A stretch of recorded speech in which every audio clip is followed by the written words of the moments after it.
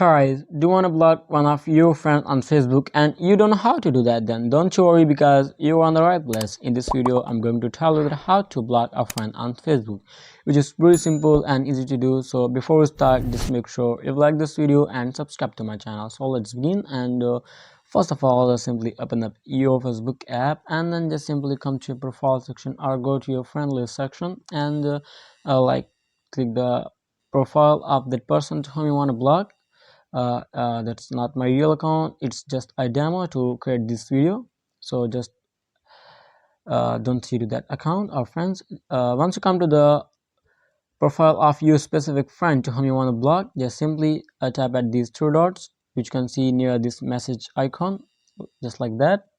And here you can see a block option. Let me show it to you clearly, which you can see over there. Just simply tap at block and tap block to continue. Once you tap at block, it will take no longer steps, just will directly block that person. I'm not want to block it, just I'm tapping at cancel. If you don't want to block, just tap at cancel.